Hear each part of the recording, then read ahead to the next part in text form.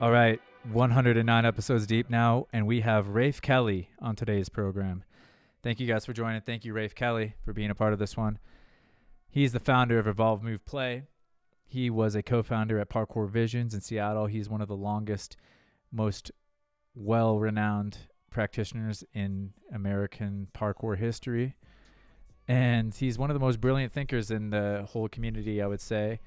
Very well read. He's talked on his podcast with many of the other contemporary voices in the world of philosophy, and you should check it out. Everything will be in the description. And on this episode, we talk about parkour philosophy a little bit and what your movement practice might develop you into and why you would want it to develop in that direction. And it's so great to catch up with him. It's been a long time. I hope to see Rafe again in person soon. He's one of the more interesting and, mature leaders in our community. And so I hope you guys enjoy this episode. Here we go.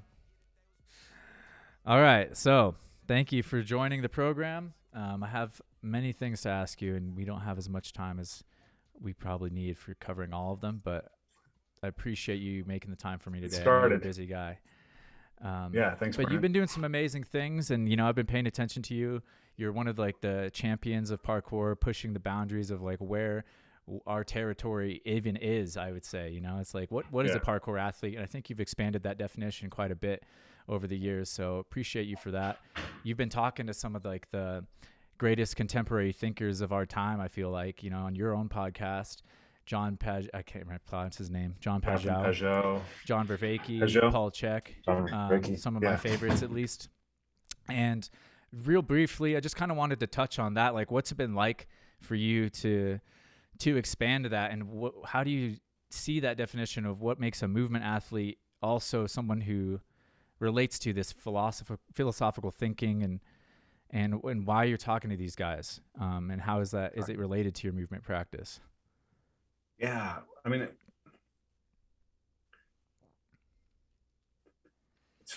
I'll start with this. I don't think most people know that Socrates met Plato in the gymnasia, right? So the origin of Western philosophy starts in movement practices, right? Socrates was a stonemason, and Plato was a wrestler. He was a pretty decorated wrestler.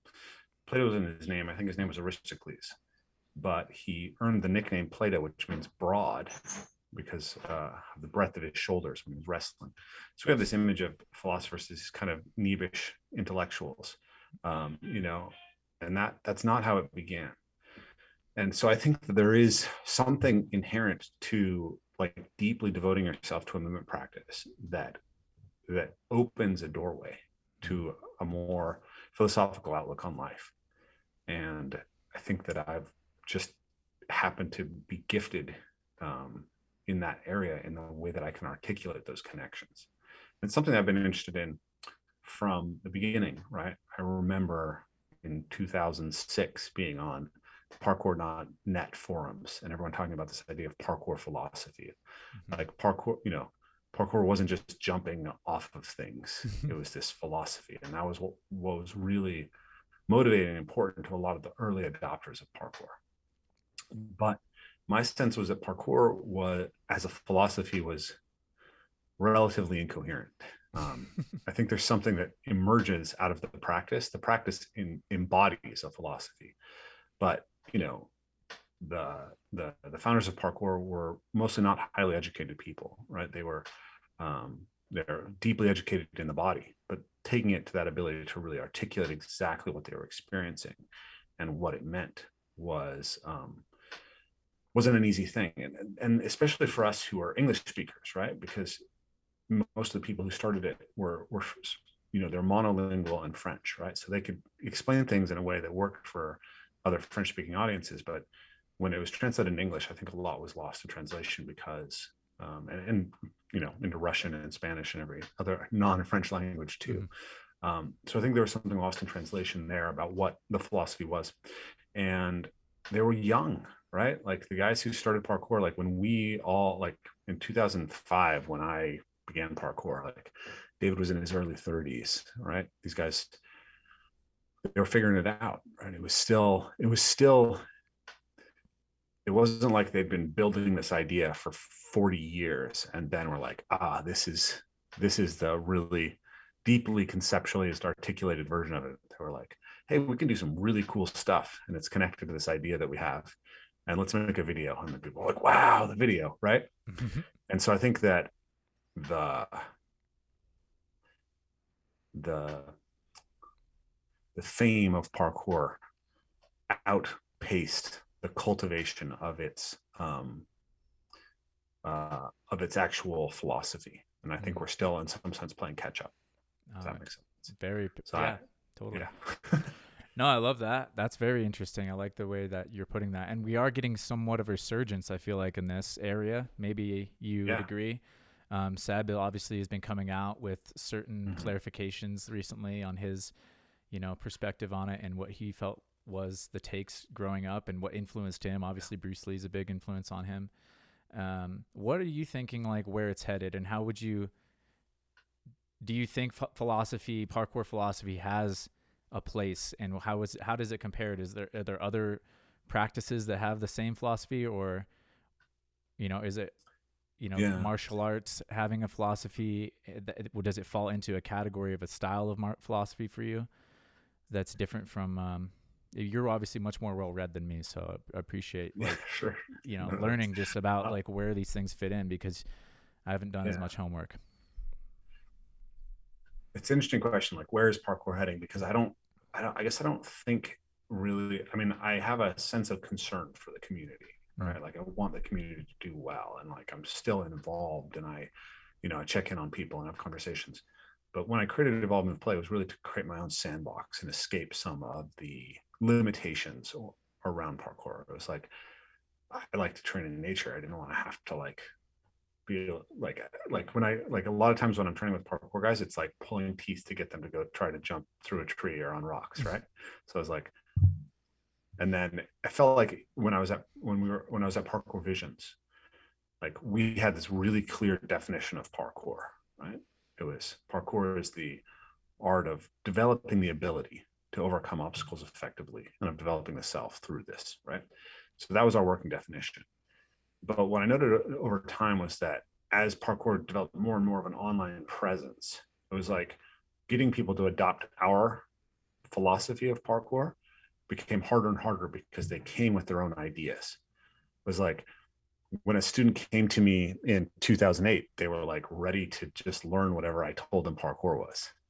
But when they came to me in 2012, 2013, was like, they'd watched 50 Jesse LaFleur videos, and that was what they expected parkour to be in. Like, no offense to Jesse, I like Jesse as a person, but that wasn't where I was, right? And so it was like, I felt like I was having to kind of try to fight with the mainstream of how the culture was developing in order to focus on the things that were most important to me.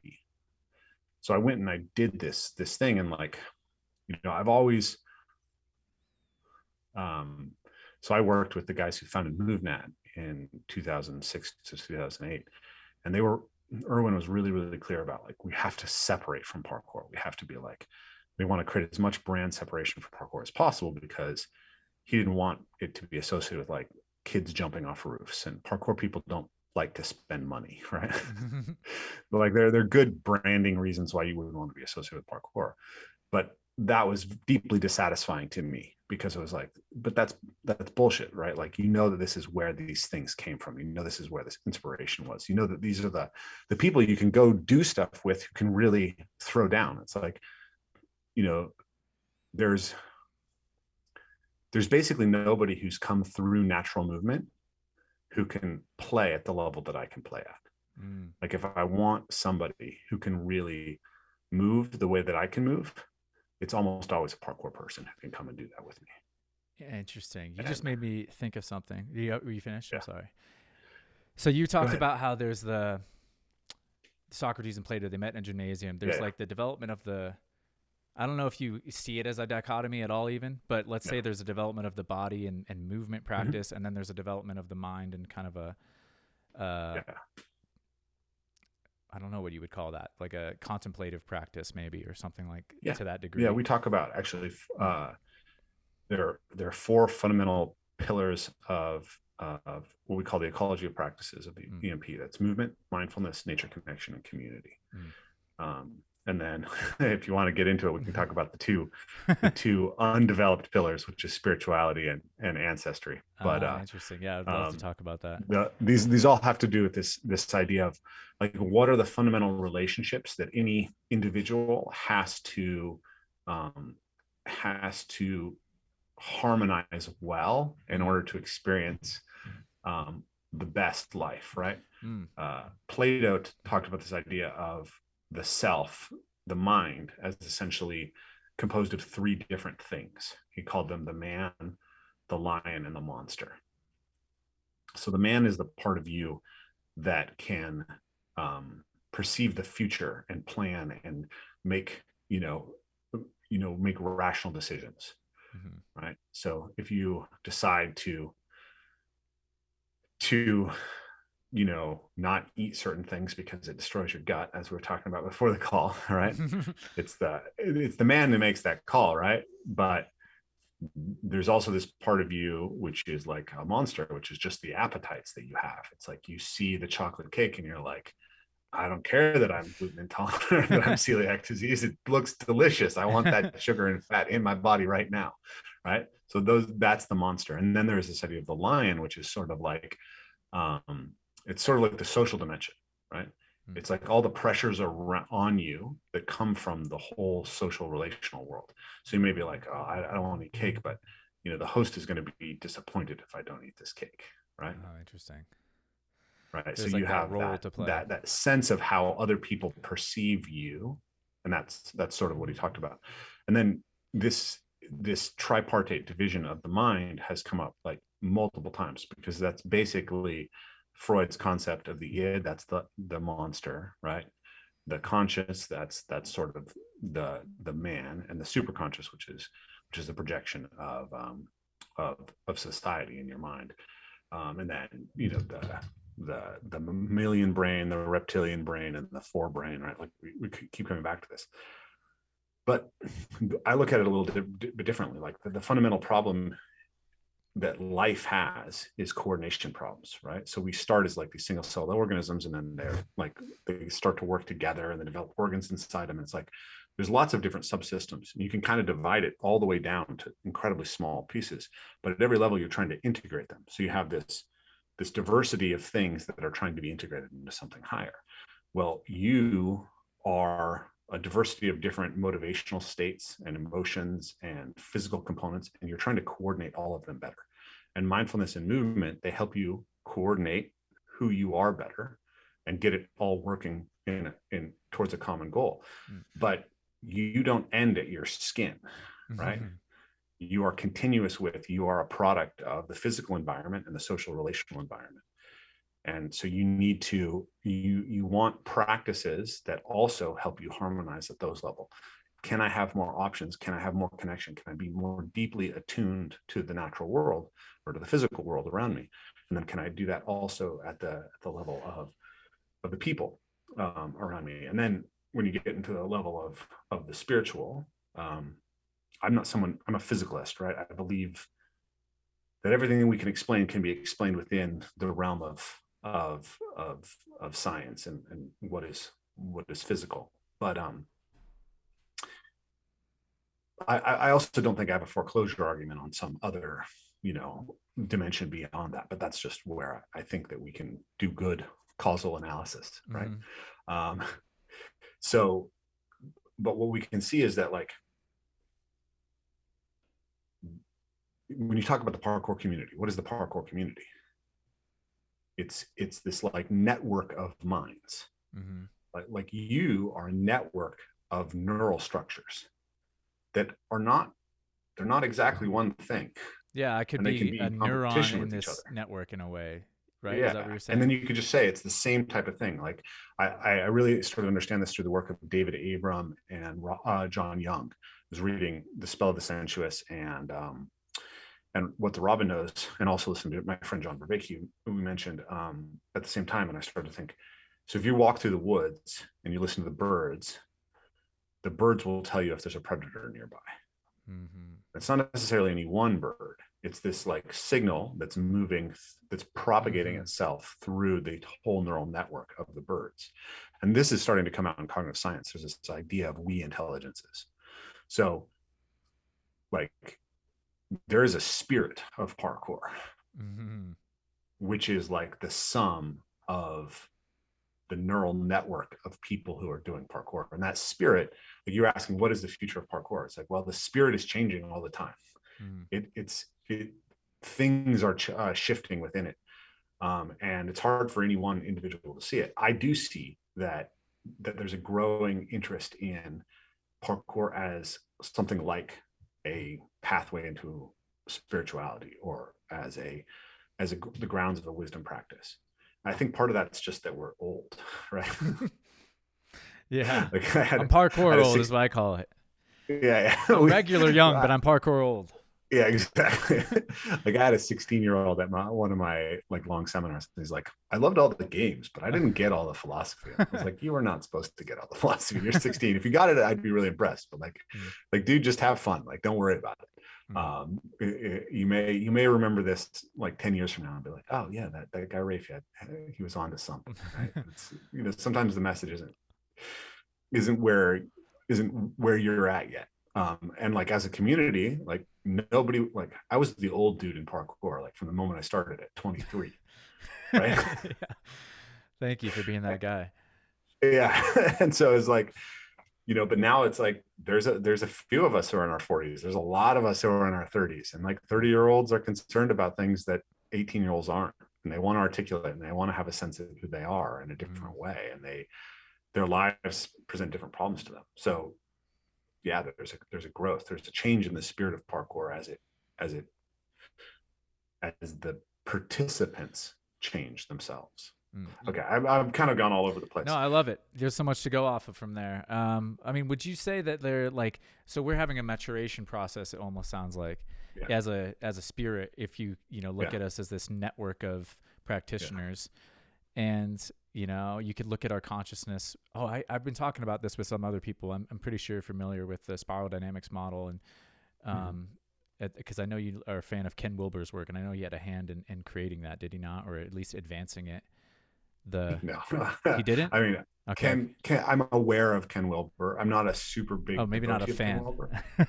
I think I like some of his ideas a lot. I run into a lot of people in the integral world. Like there's a lot of overlap with the worlds that I occupy in the Wilber world. But Wilber, like when I got interested in all this stuff, like the Wilber phenomenon has already kind of died down in a sense. Yeah, and right? I don't really know anything about Wilber, so I probably should keep him out of my mouth. I think a good way to think about Wilber is like he's the Jordan Peterson of the 1990s. Oh yeah, interesting.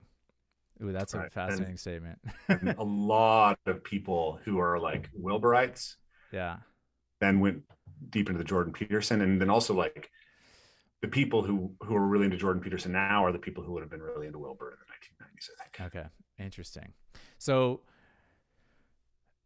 oh man, what was I going to say there? It was just like, so there's this maturation process maybe though, anyhow. There's almost like it could mirror it, in spiral dynamics. What I liked about it was that it's trying to make sense of an evolution of society or a civilization in a way that also could apply to an individual's growth and evolution across time.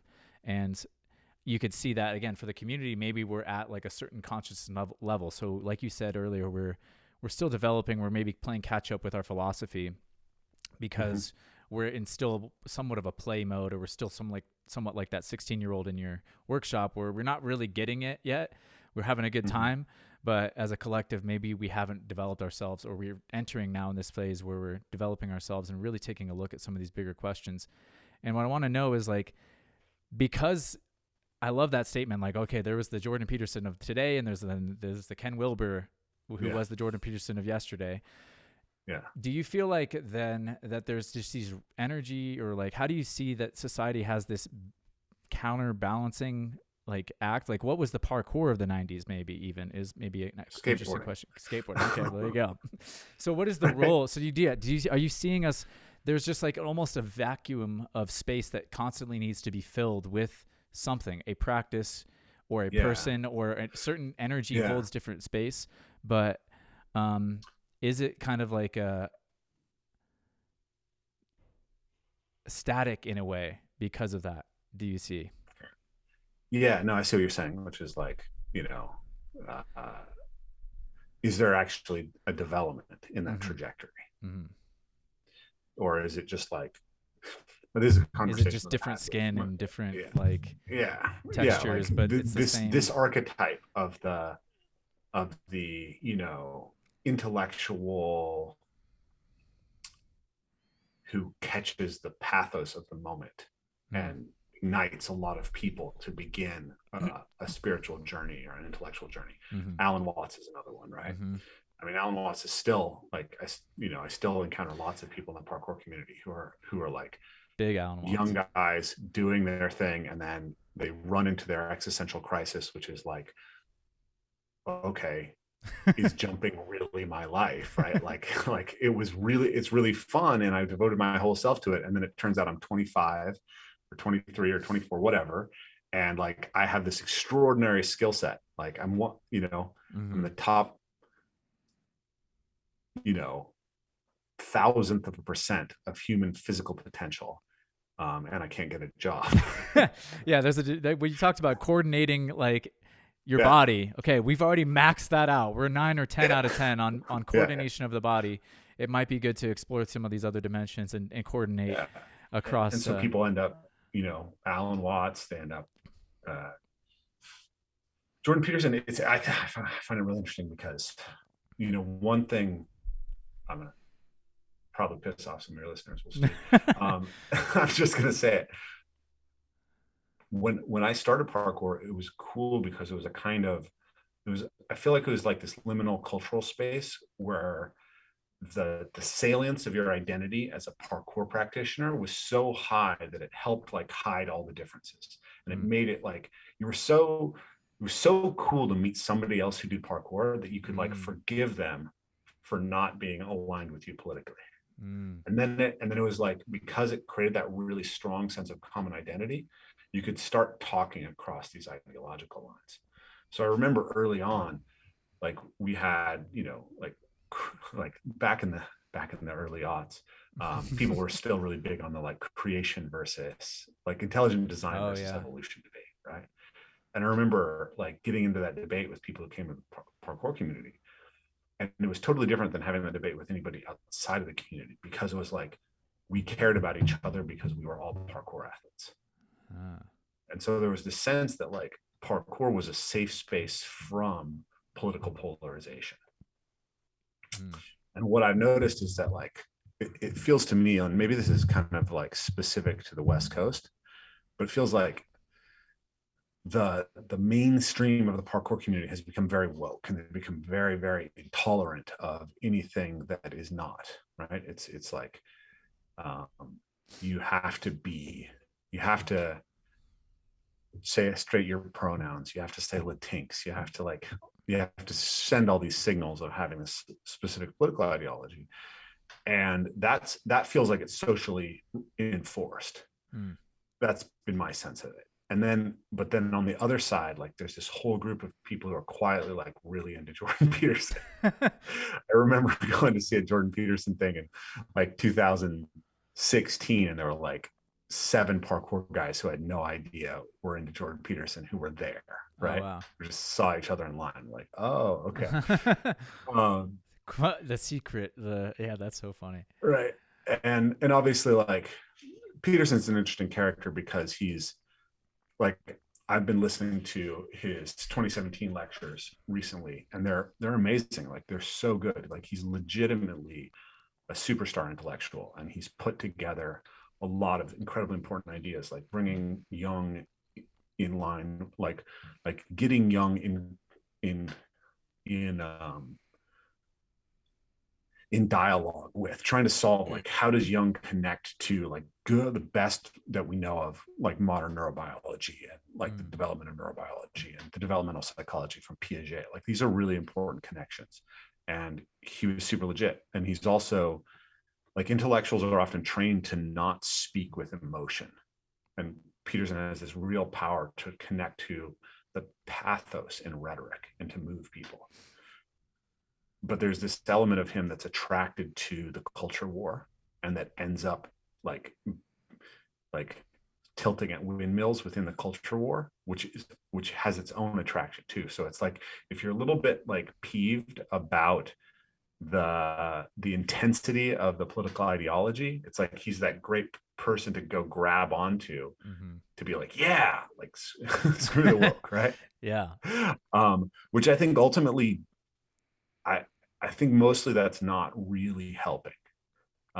That's my perspective on that, I guess, has evolved a lot in the last few years, but I don't think that element of his character is really adding a lot of value. Like, I think it's important to have people who can say, hey, the emperor has no clothes, but there's a certain point at which you got to like move on and just make things happen and fix things, and stop whining about the emperor's lack of clothes. Yeah. No, I feel you big time. I think one of the things that I learned when I sort of failed at becoming whatever I thought I was going to become, I've succeeded and failed at the same time in a weird way, on many levels. Like, so I sort of did many of the things I set out to do in parkour, except my life didn't like have the character of like, it wasn't just, all right, now I'm on cruise control or whatever I thought I was going to happen, that I was just going to become some kind of perpetual parkour athlete, star of some sort. And failing at that also helped me realize that not instantly, over the course of like years of kind of dealing with sort of the repercussions of having to make a pivot, realize that success would have trapped me in a weird way.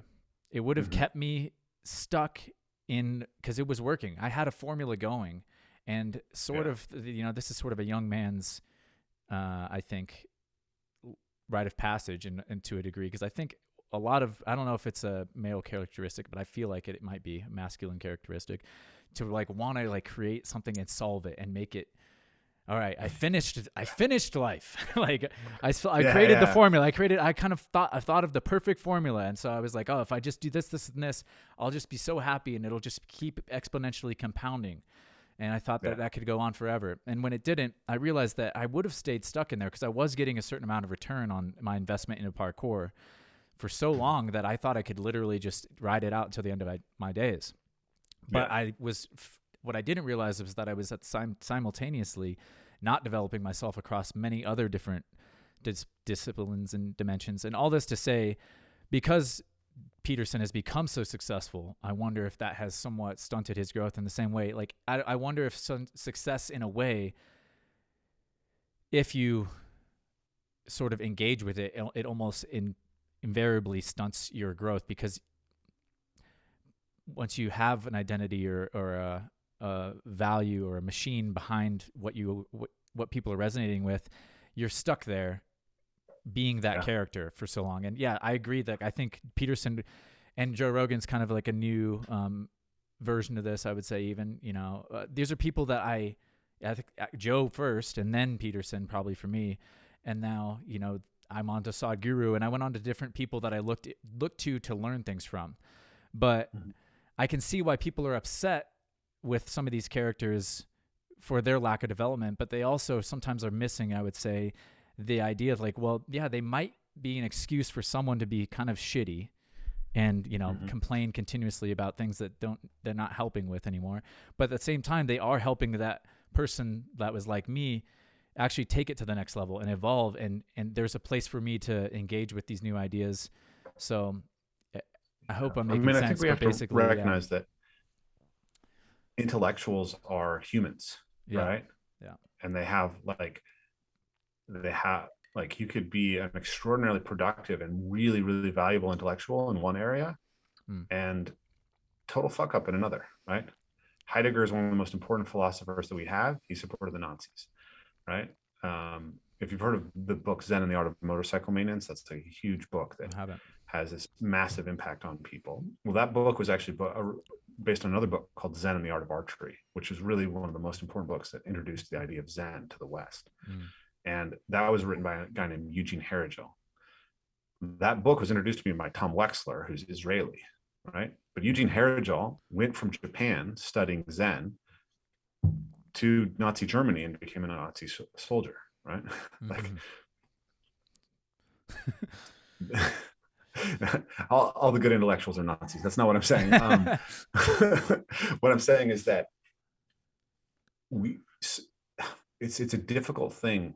Like, I was actually just talking to another guy in the parkour community about this idea of like, how do we separate out people and the value that they offer versus like the damaging aspects of their character, because we all have flaws.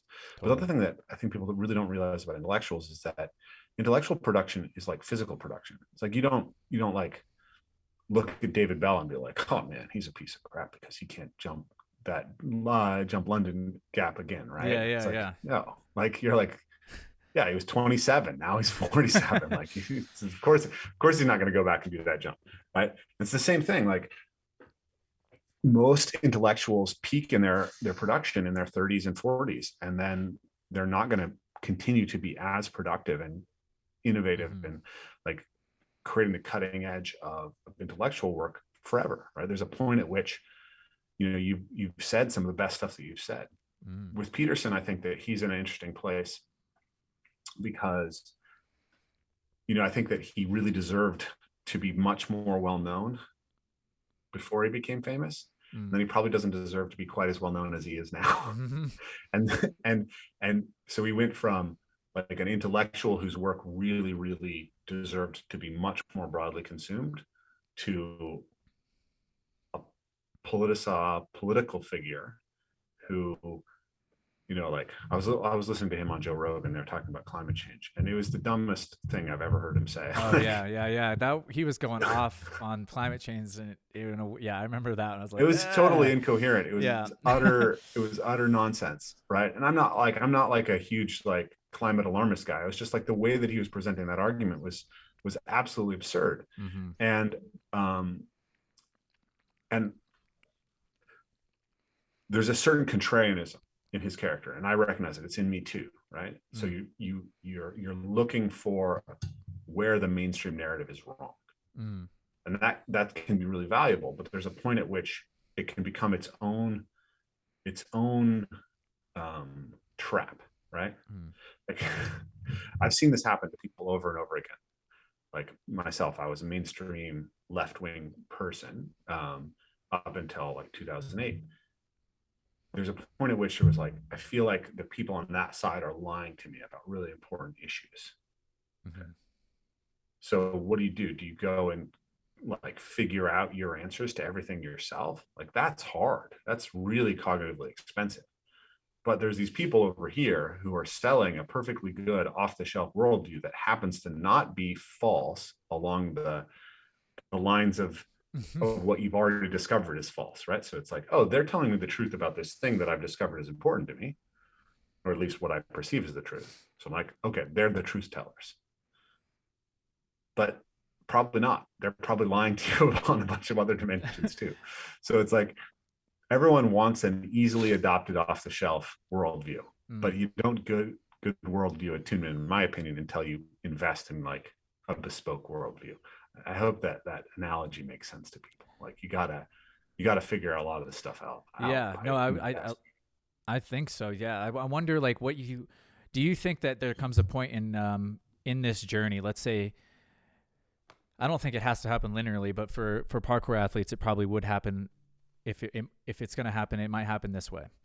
You know, you get really invested in the movement practice. All right, you start to learn things. You coordinate along that dimension. And now you start to get more invested in, you know, philosophy, for example. Yeah. And you look to these thinkers and you kind of look for new boundaries. I think for me, like, Peterson offered a boundary that was useful. Yeah. I was like, okay, that I can see like where he comes from there, and that helps fill in some of the map that I'm building. And then you can get, like you said, almost, I would say, you know, maybe not lazy, but a little lazy. You don't want to pay that cognitive expense, like you called it. And so you start to adopt the ideas and ways of thinking that you actually haven't thought through. And, you know, you get a little lost in that space until maybe you don't.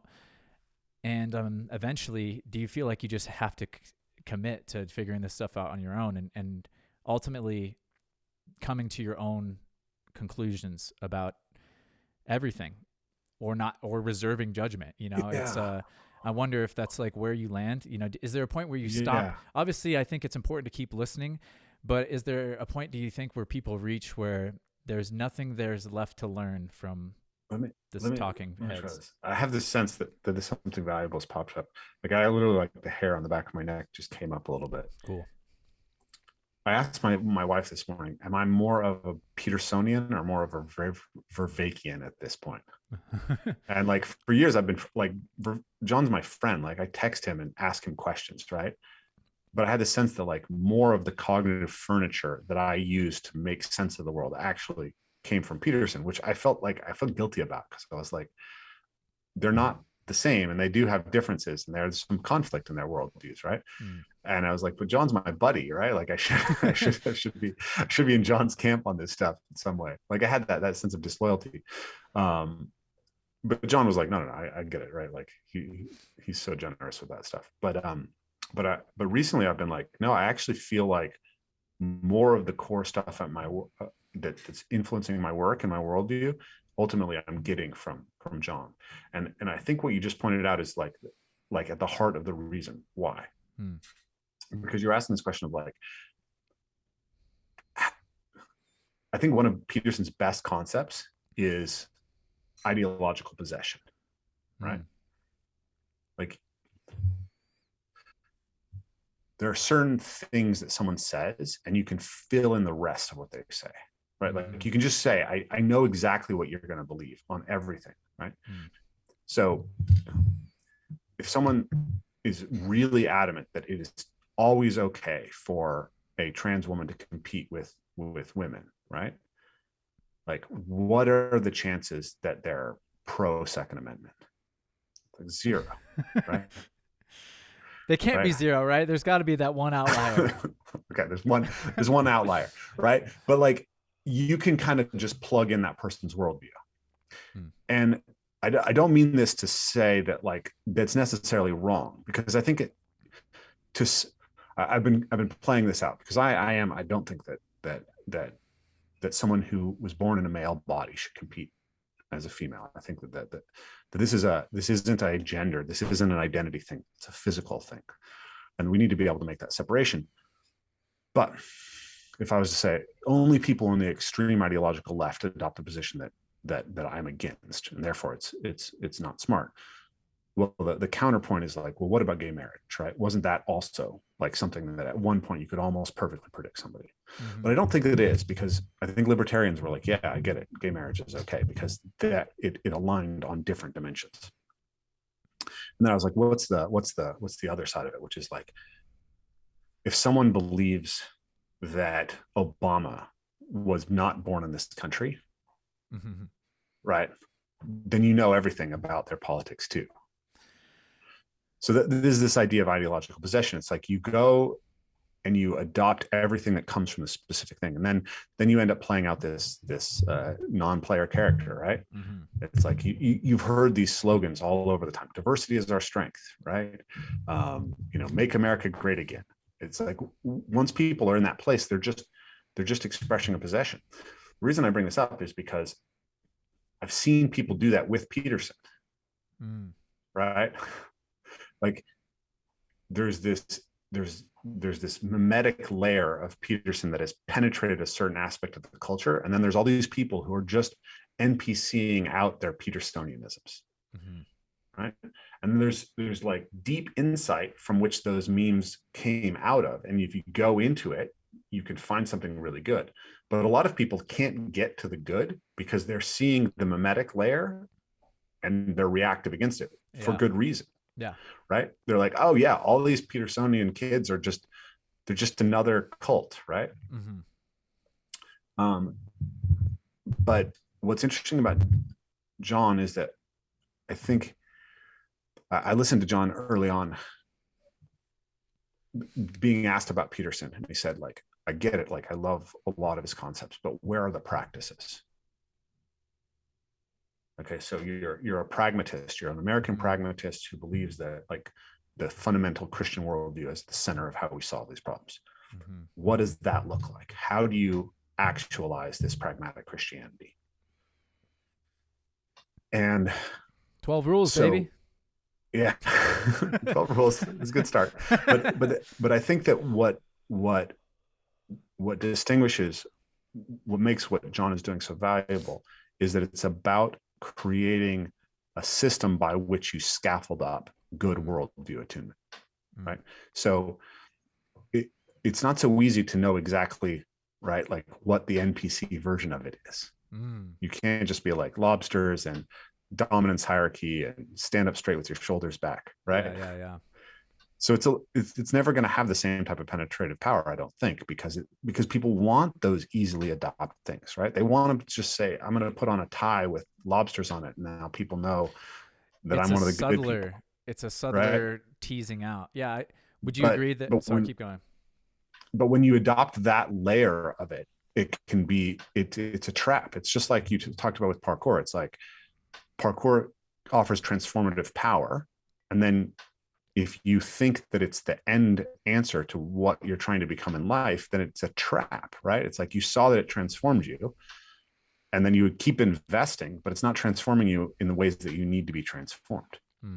And so you can end up like in a negative cycle where you're just like putting more and more into something that's delivering less and less. But I've literally so I did this digital fast recently. So from February 17th to March 30th, I watched no Netflix, no Hulu, no YouTube videos. And then I tried, though I didn't always succeed in not looking at my feeds at all. So I would post on social media and I'd respond to people's responses to me, but I wouldn't read anybody else's stuff for that period of time. And what I did is I went back and listened to John Vervaeke's Awakening from the Meaning Crisis, and I listened to Jordan Peterson's Maps of Meaning and personality lectures from 2017, and I listened to Fall of Civilizations podcast. Just only podcasts I'd already consumed was my rule for myself. Oh, interesting. So I've actually I reached the 6th episode, and I'm on my 4th listen through the 6th episode of Awakening from the Meaning Crisis in the last 2 weeks, because it feels so at the center of what I'm trying to do with Evolve, Move, Play. And one of he's talking about how Aristotle responds to Plato and essentially starts to lay out some of the foundational ideas that we're going to end up rediscovering in dynamical systems theory. And dynamical systems theory is like hugely core to everything that I do, because as a coach, I'm seeing that linear coaching and pure technique focused coaching doesn't understand how the system actually learns. And we have to respect how the system learns, which is a dynamical process. And it has this sort of common understanding that you can get out of lots of different dynamical processes. So if I throw out too much jargon or like this isn't clear. I would like you to, can you break open that? What was the word? What is it process? Dynamical process? Dynamical systems. Dynamical system and that kind of learning. Could you expand on that a little bit as opposed to the linear, drills and technique focused? Like, what does that look like? Yeah. What does that look like? So, so a dynamical system is a system that doesn't have like a simple causal relationship, because it has feedback loops. So if I pick up this mug and I move it, why did it move? I caused it to move, right? But what causes a tree to grow? It's not so easy, right? Because it's like the tree grows the leaves capture the sun feeds the tree, which allows it to grow the leaves, right? Yeah. Which comes first, the chicken or the egg, the acorn or the oak tree, right? Like you have the these egg. feedback loops, and I got an answer for that. It's the egg. Yeah, never mind. I'll put that aside. Yeah. I got a rant. Yeah, phylogenetically it's the egg, but trying to answer the question at the phylogenetic level shows that you misframed the question. But fair enough. But okay, so when you learn, you're engaging in these feedback loops, right? And you have an inherent drive and capacity to learn. So if we treat it as a linear process, it doesn't really work. There's all sorts of points at which we tend to treat movement as if people were machines, and they're not, and this tends to fail. And so it's one example of the development and kind of understanding of dynamical systems comes through motor learning, and specifically the work of Nikolai Bernstein. So Bernstein discovered that if you look at an experienced blacksmith, the path that the hammer takes to the thing they're hitting is highly variable on every cycle. And in fact, you can sometimes see more variability in the path to the effect. So there's more jargon here, but they talk about effectors and effects. The effector is the thing that makes the thing happen, right? And the effect is what we're trying to have happen. So if the effect that you want is to shoot a basketball, right? You want or the basketball to go through the hoop. You want that thing to be consistent. Oh, I see. Make that thing consistent by making everything that led up to it consistent. It turns out that's not how we actually work. If you're building a machine, you want those tolerances to be as tight as possible. But we actually have this element of dynamics where you're trying to attune all these variable things that are coming together to create the output. So if you look at Steph Curry, who's the best three-point shooter in history, he actually has more diversity of muscle activation patterns to achieve his shot than anybody else. Yeah, it's not like it's not a machine. It's not a robot. It's different every time. It's time sensitive to the situation he's in. Yeah. And Bernstein lays out why this has to be the case in this. He lays out two fundamental problems. One is the degrees of freedom problem, and the other is the condition. I'm blanking on the word, but context conditioned variability. So if Steph shot like a robot, where it was exactly the same every time, he would miss almost every time, because the context will be different every time. Is his body moving forwards? Is it moving backwards? Is it moving side to side? Is it rotating? Did he get bumped in the air? How tired are his legs, right? Is it the third quarter? Is it the fourth quarter? Did he just sprint up the court? Did he just have a defensive play, right? All those things are variable. So he actually has to utilize this motor abundance, this capacity of his body to have lots of different solutions to reach the same effect. It's the same thing with the blacksmith. So what we find is that there's in motor learning, where they talk about positive and negative variation. So there's variation that takes you away from the solution. So if you're shooting a basketball or doing a precision jump, everything that doesn't result in you controlling the precision jump or the basketball good, that's negative variation. So novices will be higher in negative variation than elites. But there's also variation that actually stabilizes the performance. So the classic example that I think is a really nice illustration of that is, imagine you take two fingers and you're pushing a bar down. You're supposed to push it down with, let's say, 10 newtons of force, right? So one solution to that is that both fingers are pushing down with 5 newtons of force, right?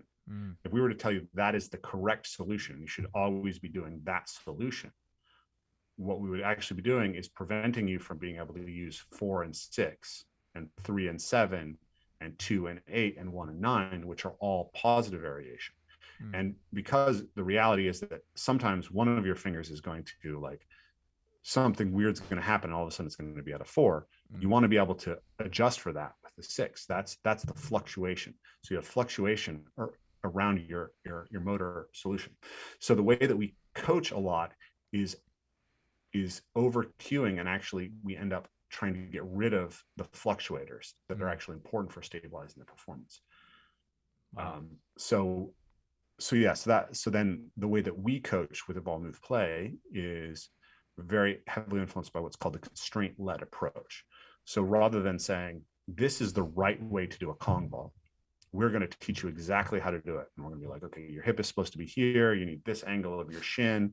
You need to be, your whole body needs to be below the height of the object you're going over at some point. we think it's very likely that as coaches, we're going to misidentify some of those elements, or that they're going to be variable from athlete to athlete. Like, what is the optimal width between the front foot and the back foot on a Kong ball? Yeah. It depends on your Is skeleton that, probably a little bit, right? yeah, And your is that, height and you know, everything, the height of the wall, the thickness, everything, the texture, all of it, all the variables come into exactly play. like So, are you on sand? Are you yeah. on hard turf? Are you on a gymnastics floor? Do you have broad shoulders and narrow hips? Do you have narrow shoulders and broad hips? Do you have long legs proportionally? Do you have short legs proportionally? We're like, you should always be exactly 2 of your feet between your feet when you do your takeoff. We're actually going to limit the athlete's ability to be adaptive. So instead of that, we try to introduce a circumstance in which the athlete can find a solution that is broadly the type of solution that we're looking for. So a really simple constraint that we've used is have an athlete. So one of the things that you'll see is that a lot of athletes will try to do a punch takeoff, right? So in motor learning theory, we talk about this idea of local optimums, right? So you can adopt a strategy that's not the optimal strategy, but that's sufficiently good in a specific circumstance. So you'll see this a lot. Would you say also that it is the optimal strategy in even rarer circumstances? But it might, yeah. There's lots of circumstances where you want to do a punch takeoff. It's just not optimal for the broadest variety of. Sorry to nitpick, but I just wanted to clear that. Yeah, but the thing is that I think for the most part, it is actually optimal on a gymnastics floor. Right? You can utilize the bounce of the springs on a gymnastics floor better by punching hard off of it with both legs than by separating your legs. So lots of athletes learn their vaults first in gymnastics centers, or especially when I was coming up back in the day, right? And so you're going to adopt that local optimum, but then it's actually hard to get out of it. It destabilizes your performance to go and try to find that split takeoff. So I know guys who are very competent athletes who never learned to do a split foot just because they always got worse whenever they tried to, right? But so instead of like taking them through a ton of different drills, a simple way to do it is like have them step back a certain distance from it and say, okay, and make it a little bit of a stretch to get to the vault, and just say, whichever foot they're going to have back, that foot can't go past a certain point, and put a little marker on the ground. And then they'll find that they're going to be able to solve the problem better by sliding that other foot forward. And then they're going to learn to take off with their feet separated. So that's the example of how we can use a constraint to help them organize a solution. And then they're able to find the variation within that solution that works for them. Cool. Right? Yeah. So there's tons of ways we can do that. So dynamical systems, right? Man, there's so much to unpack here. So going back to, I wanted to kind of finish the point with Rebecca. I know that we had to unpack some of this stuff, but in that episode that we was talking about Aristotle essentially starts to lay out how we can think about a difference between how the nature of things causes something directly versus how it creates the potential within which something can occur.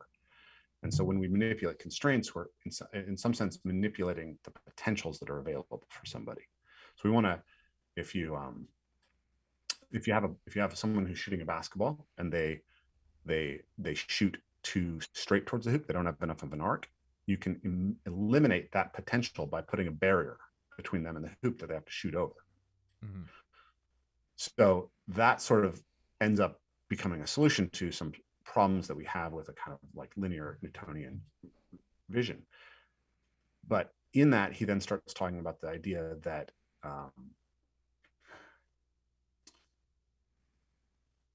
that within these systems, there are these kind of what he calls virtual governors, right? They determine the behavior of the system.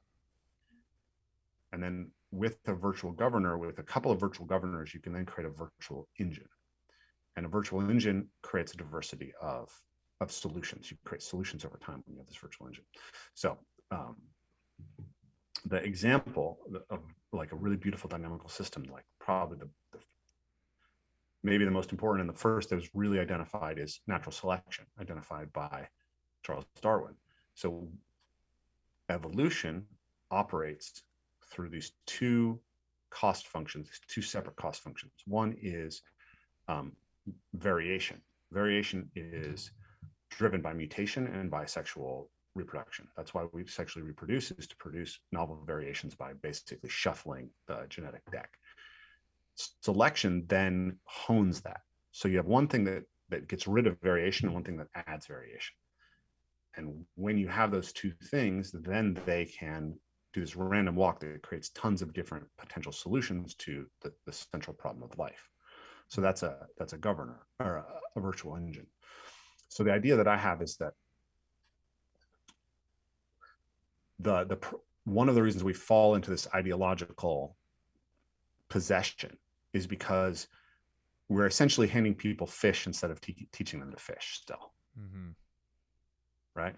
It's like the solution is stand up straight with your shoulders back, climb the dominance hierarchy. It's like sometimes that's the solution. It's not always the solution. How do you become the type of person who can identify the solution better? Well, you need these kind of virtual engines of character development.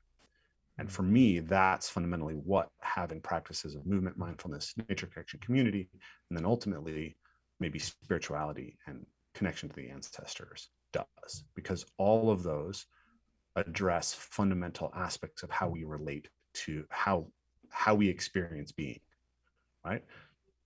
There's lots of parts of you that aren't perfectly coordinated. How do you get them to harmonize? All of those things have to be in relationship to the external world. All of those things have to be in relationship to the social relational world as it exists now, and the people you're actually with, and then in service to these sort of bigger transcendent aspects that arise from it, right? And then in relationship to the past, because the past is always, like it's not even past, it's always deeply informative. So if we don't have a good relationship to who we are, who we've been, what came before us, then we can't really deeply understand ourselves. So if you think about that, my friend Frank Forencich has this mandala of health. It's mind, body, spirit. Everyone talks about those three, but he adds land, tribe, and ancestors. So it's like when you're well attuned on all of those levels, then you're experiencing the most meaningful life, and the life where you can best solve the problems that occur for us as human beings, solve the problem of being. So Plato, I think it was Plato, described someone who had trained their lion and tamed their monster as someone who experienced a fullness of being. And I like that term. And I think someone who has harmonized themselves on all of these different elements of relationship to being, that's someone who's going to experience the greatest fullness of being. And I think that I actually I think it's such a crazy revolutionary claim, but I actually think parkour could be the best place to start, which is a really crazy idea to me, because why not? Why hasn't it been around before now? Are we really just the luckiest generation are we that much smarter than everybody else? But the thing that I like about parkour is that it's all children engage in it as the primary form of play in the beginning. It's exploring your locomotion, and it reveals to you your relationship with the world, and it reveals to you the relationship of the self. I really think it's interesting how, I think of martial arts. You asked me what was the parkour of the 90s? I said skateboarding, but maybe it was actually the martial arts. The 80s and 90s, it was I grew up wanting to be a ninja. Right? Yeah. I think it's so strange now. It's very bizarre to me that people train for ninja now, and it doesn't involve martial arts at all. It's just parkour on not very real obstacles. Oh, the Ninja Warrior stuff? Yeah. Yeah. Yeah, what is that? That is. But it's I feel like it's an offshoot of parkour in a sense. I think you know, I don't think It that was Ninja Warrior. very, yeah, there was more pop cross pollination earlier Yeah, on. I remember that. There yeah, was like, everyone did a little bit of ninja back yeah, when I started doing parkour. yeah, And then it was kind of like you had a fork in the road and some went the ninja way and I went more the parkour yeah. way, but there wasn't as much overlap anymore. Well, there were no like so. It was this game show in Japan that had been around for a really long Mm-hmm. time. There was a small group of super devoted fans, right? But it was Mm-hmm. like almost canceled in Japan. Yeah. And then parkour starts, and we get really into it, right? Mm-hmm. Because it was a competitive format, and it was Yeah. visible. And then they bring it to the United States, and it's almost all parkour athletes who go over and do it in the beginning. Yeah. Um, Brian Orozco and people like Levi that. was like another, yeah. Levi, right? Like that was the stars early on in the show from America, and so it grows. And I think it's after it becomes big, A&W becomes big, that you see British Ninja Warrior and Australian Ninja Warrior, and so it's like Ninja Warrior was able to pick up the momentum of the parkour community and run with it. Mm. But they got certain things right that, or they had certain advantages that we didn't have. Like one of the things that's really interesting to me is the Ninja Warrior. So we go to a Ninja Warrior gym twice a week now. It's awesome. It's a great community. I'm practicing my laches and doing my vaults and doing my climb ups on the warped wall. It's like, it's just it's a nice, it's better than a parkour. Not better than a parkour. Better than a gymnastics gym as a cross training space for a parkour athlete. Yeah. The community is great, and I feel like they're all just like incipient parkour athletes. If I can just get them to shift their perspective slightly. But what's really interesting is that it's 50% female, right? Parkour is 90% male. But Ninja Warrior tried really hard to bring in female athletes early on, and I think it did make a difference. And I think that's interesting, and it's like it has a real meaning for me because I have 2 daughters and a wife, and like they are enjoying being at Ninja Gym in a way that they didn't necessarily enjoy being at parkour jams, because there's other girls there, and it just has the sense that it's a place that's for them too. And I've always been like really skeptical in some sense of some of the like conversations about representation and some of the push that we've had in the community to try to make that happen, but I'm not even wrong on that, like, because it's a beautiful thing to see. It's like there's all these like 13-year-old girls doing 10-foot laches in there. Wow. And they're doing lache to lache to lache, and it's like, this is fucking amazing. It's so cool to see. Absolutely. I think I lost the thread there. No, you're good. We were talking about how ninja was sort of this offshoot of parkour in a way, and then that like that parkour is actually maybe the answer in some ways to why parkour is like the answer. So the best place to start, because keep going. So in Japanese martial arts, they make a distinction in some sense between, or not even just martial arts, it's actually just a distinction in Japanese practices between a do and a jitsu. So jitsu just means technique, like a body of technique. So like maybe I'm a Navy SEAL, right? And my job is to get into places. And I'd be like, hey, I could go learn some parkour techniques to help me do my job. I'm just becoming and adopting some of the parkour jitsu, right? The do, like judo, aikido, that do is the Japanese for Tao, right? Or the way. It's the it's as in Taoism. So there's a point at which you can treat a martial art or a tea ceremony or calligraphy as a technique, or there's a point at which you can see it as a pathway to self-mastery.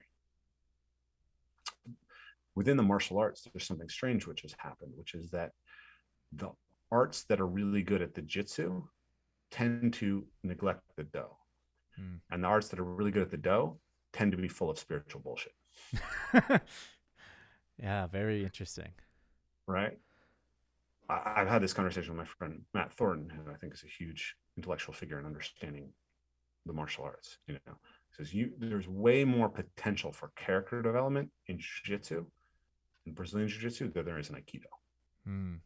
But in Aikido, they will try to actively drive you towards character development, and mostly in Brazilian jiu-jitsu, you won't. And I think that there's a mistake in both places. Jiu-jitsu plays the game, which really teaches you, but it doesn't help. It doesn't give you a pathway to try to learn the right lessons from the game. It doesn't put them in a broader context of the do you should be seeking. Mm. Aikido puts it in a broader context, but doesn't play the game that can really teach you. Mm. And that's broadly true of all the do-based martial arts, in my opinion. They don't play the games that really teach. What's cool about parkour is you can't, right now, there's no bullshit, right? Mm. Mm-hmm. Like, you can go into a martial arts school and be told that you can knock someone over with chi. Nobody in parkour is going to be like, I cheated myself across the man's Yeah, no, it's right? There's this honest in that way. Yeah, there's a fundamental confrontation with reality that happens in parkour. You have to tell yourself the truth. Mm. But there's something about the martial arts which is very attractive to bullshit. We all want to believe that we could train ourselves to be like Yip Man or Jackie Chan or, you know, Bruce Lee and take on 50 guys and kick all their asses at once. It's like, it's just not true, right? The truth is you could be like the best MMA fighter in the world. And if someone clocks you when you're not looking, they could kill you. Yeah. Right. You're always vulnerable. That's what you find when you practice real violence. Mm-hmm. But the bullshit is so attractive. And the cool thing about parkour is I think it strips it all away. And it just makes you have a relationship with you and the environment. I think that can give us a pathway into a kind of embodiment and a type of self-knowledge that can be a more powerful scaffolding up for these other practices than anything else. I think once you put it in connection to mindfulness, it's like once you engage in metacognition, you start asking yourself, okay, I'm more courageous when I'm jumping. Am I more courageous in my relationships? Mm. How could I gain that? How could I pull more out of my practice? How could I gain creativity in parkour and apply it to work? How could I gain problem solving and apply it to you know, dealing with my parents, right? Once you're there, you're already really, you've got a strong virtual engine for character development. Mm-hmm. And then if you add in like intentional dialogue and community practices, like treat the way that you relate with other people as a practice, just like your parkour. Mm-hmm. And then treat the way that you relate with the natural world in the same way. And then treat the way that you interact with the idea of the transcendent, interact with the idea of the past. In all those ways, that to me is the most profoundly powerful virtual engine of character development that you could create. And you know, I have to say, we've done 4, right? Yeah. Right. We're once you get into the element of the spiritually, it's so much bigger problem, right? Again, this is another realm where people really bullshit a lot, and so it's hard to navigate there. And also, people have these profound commitments to specific metaphysics and religious traditions, which I respect, right? Yeah. And then the ancestor thing is interesting because we got to have a relationship with the ancestors, but that goes bad too. That's blood and soil, right? Mm-hmm. So those are like the 2 most dangerous foundations once you get into them, it seems like to me.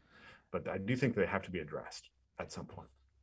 But what we've done with what we do is really build these 4 fundamental relationships and practices that can mutually reciprocate a greater self-development through.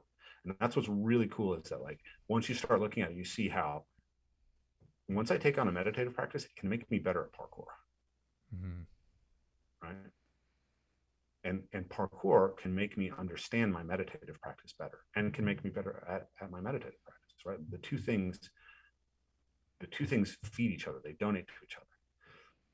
But not only do they donate to each other, it's like you can imagine that something that's more important than either of them, and the two of them together feed it better than either of them alone. Mm-hmm. So I'm writing about this right now. I'm going to publish an essay, hopefully in the next few days, about the ecology of practices. But what if I say mindfulness can make you better at parkour? Does that make sense to you? Yeah. Okay. Why? How does it make you better at parkour? Because what jumps to my mind is being aware of the choices you're making, how you're trying to, like, the challenges that you choose to engage with, how you choose to engage with them will develop your character, will develop deeper, or it could betray your own trust in yourself and allow you to do either greater things, get you injured, or get you killed even. But like, if you're, or allow you to do, something almost miraculous. So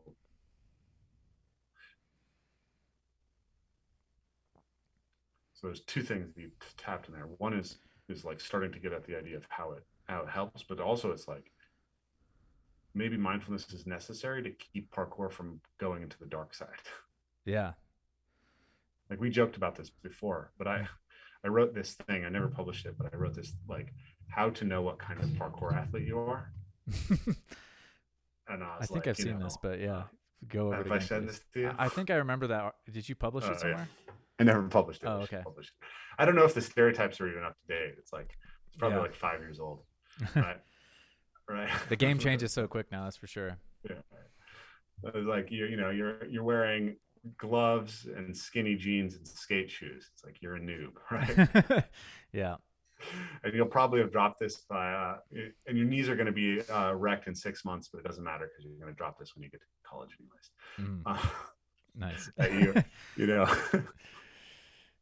You've got a man bun. You're wearing you're wearing fayus and sweatpants. It's like, oh god, you've forgotten about obstacles, and you think locomotion only means screwing around on the ground. You're a movement culturist.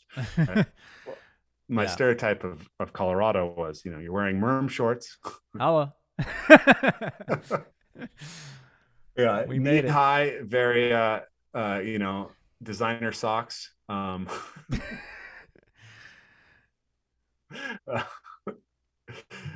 your precisions are incredible, but do you really do all this stuff at height because you go, I probably want to die? Right? That was the question, right? Like, there's so many guys who I feel like there are playing with existential crises. 100%. While doing these things at height. And it's like, I have this question that this is just an observation I've seen over and over again, which is, guy starts parkour, right? Most of the young guys who start parkour, they weren't good at team sports. Maybe they're kind of skinny and not naturally big, powerful guys. A lot of them are gamers, so maybe they weren't eating well. They were drinking Mountain Dew and doing eating Twinkies with their friends, right? They're super shy, and they've got pimples and stuff. And they're 15 years old, and they start parkour. And like a year later, they put on like 20 pounds of muscle. They're tan and bronzed. They've started to eat well. Their skin looks nice, right? They walk around with confidence. They can do this amazing shit, and they just are terrified of talking to a girl completely. They still haven't figured that out at all. Right? Yeah. Like if you literally would just like go and start a conversation with a girl, like you could have a girlfriend. Like, no, I'm just going to wait over here to be the 10th guy in line for the one girl in the parkour community. Right. Yeah. You've seen it over and over, and it's like, okay, so, and they'll tell you this was life-changing, it's transformative, it's amazing, I'm so much more courageous. Like, are you really courageous if you can't do this one thing that's super important to you? Right. Yeah. Or like, are you more scared of girls than death? Yeah. And if so, do you need to confront that fear? Like, it's cool that you can, or that one's really obvious to me, but one I've seen play out a lot is family dramas.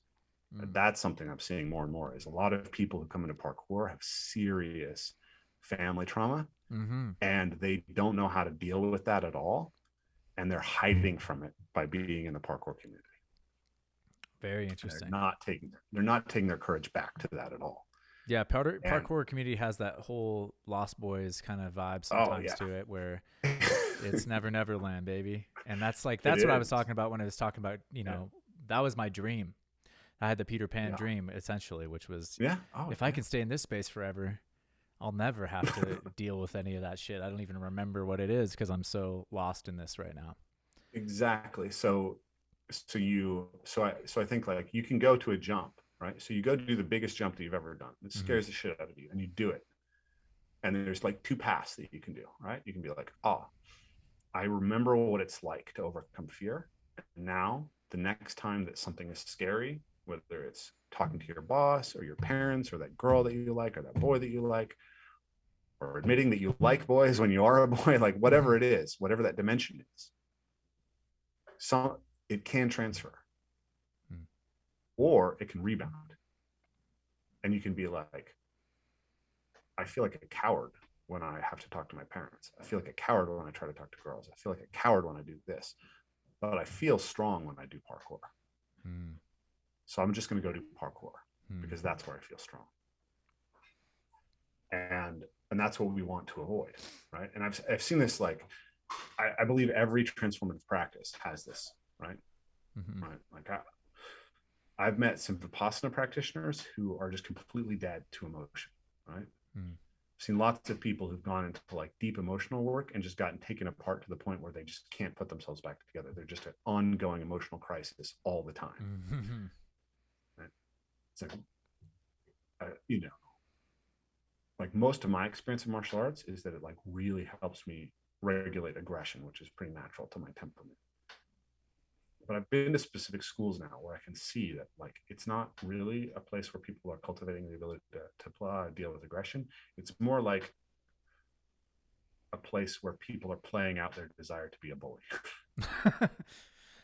Right? Yeah. It's like, I mean, I haven't had that experience, but I can see. And you can see the guys who do that, who come in and who are like, I did take some. I'm naturally bigger and stronger than everybody. You know what? I did go to an Easton. There's a gym here in Denver that's pretty good for martial arts, and I took some jiu-jitsu classes there, and I want to return to it eventually, but I just during COVID I was like, I'm not doing that with the mask on. I just wasn't interested.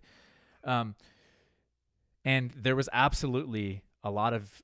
I came into it with such a for the peers around me, because we were all beginners. Obviously, I'm like, it's one of my first classes. My level of development in terms of like ego awareness was so much higher than most of the dudes there that maybe hadn't had already some kind of practice that they had really engaged with. And there was dudes that were trying to really hurt me, and it ripped my arm off. And it's like, dude, I mean, I'm not a giant anyways. I'm like, and so I know exactly what you're talking about. It's like there's people there that are working out their bully fantasy for sure. Yeah, absolutely. So all these practices, it's like they can reinforce your neuroses. And this is an idea I got from a guy who used to be a friend of mine. I'm not a friend with him anymore, but fair credit to Mark. This is we choose the practices that reinforce our neuroses, right? If you're naturally high in risk tolerance, maybe you choose parkour. Yeah. Right. If you're easily perturbed by the world, you choose Feldenkrais in yoga. But some people develop an equanimity from their Feldenkrais practice that takes them into strength in the world, or their seated practice, right? They can hold that equanimity. But some people actually, I've seen the opposite happen. They become more and more fragile. It's like they get this feeling of being at peace when they're rolling around on the ground or they're sitting, and it becomes addictive to them. And then everything that takes them away from that, they go more and more away from. And it's like you can become addicted to the thrill of parkour, the peacefulness of meditation, the sexual energy of dance, like whatever it is. There's all these pathways that you can go into addiction, and you end up in this reciprocal narrowing, what John calls reciprocal narrowing. So it's like you have these feedback loops that take you back and back always to that place, rather than expanding you. Yeah. And I think that's why we have to, like, if you you ask me, like, where do you see the parkour community going? I don't know where the parkour community is going. I can't see that.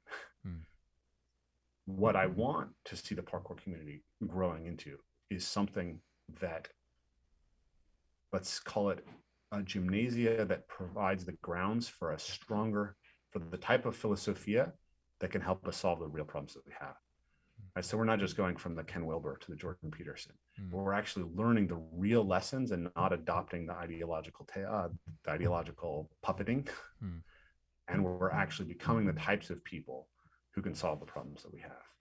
And that's a strange thing maybe to say about the parkour community, but I actually think that we have something that can donate to that very powerfully.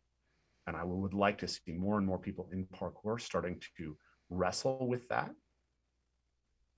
and to start to take the idea of parkour philosophy much more seriously, and to read Plato, right? To listen to John Vervaeke, to listen to Jordan Peterson at his best, right? Not Jordan Peterson arguing about trans stuff on Joe Rogan. Jordan Peterson talking about Piaget and Jung and those things. Read Maps of Meaning. Read, I think I said my friend Vervaeke. Read David Abrams. Like, start asking yourself, if I feel like parkour is powerful and transformative in my life, how is it transforming me? How do I want to be transformed? Is parkour the best tool to achieve that? Are there other tools that can reinforce it and grow what it is? That's when I think that, if you think about parkour as this fundamental idea of like, let's overcome obstacles. Let's become the type of people who can do it. Like, be strong to be useful, right? Yeah. Yeah. What I loved about like we were talking about the philosophy and the embodiment of it. I think parkour is a radical embodiment of a philosophy of becoming a heroic individual. Because you say, here is a problem. It's scary and it's hard. I'm going to go do it. And you act that physically out over and over and over again for years. Like, that's a foundation for character. If we understand that and we say, it's not the jump, it's how that jump is forming me over time. And we push into that, then I think that what parkour can offer the world becomes something really big. I absolutely love that. Thank you. I know we're right up against that hard stop time, so I think this is a good place to maybe conclude, because that was great. I think that's really wonderful. I appreciate it. Awesome. Anything else you want to add, or should we go? No, I think I hit it. That was like, sometimes I feel like I groove into something really, and I'm like, that was good. I said it. I said what I needed to say. Well, absolutely. Go check out Rafe's. Everything will be in the description as always. We all know, and you guys, Evolve, Move, Play, you have some great workshops. I hope I can do one, one of these days. I've not been able to participate in Return to the Source or anything like that yet, but I'm definitely inspired to do so whenever it happens. Let's make it happen. Let's make it happen, my friend. Woo! Oh, yeah. Thank you, Rafe, again for being on the program. Thank you guys for listening. And please go check out the description stuff to support the podcast, subscribe, all of that good stuff, leave comments, blast up those reviews with 5 stars, and go visit Rafe's links. And if you're in the Americas especially, or if you have the kind of interest, in the Northwest, you should go check out some of his retreats. I would love to go myself. Maybe I'll see you there this year. We'll figure it out. Gave myself a freaking sweet haircut last night. You guys can't see the back, which is good. And I will see you on the next episode. Much love.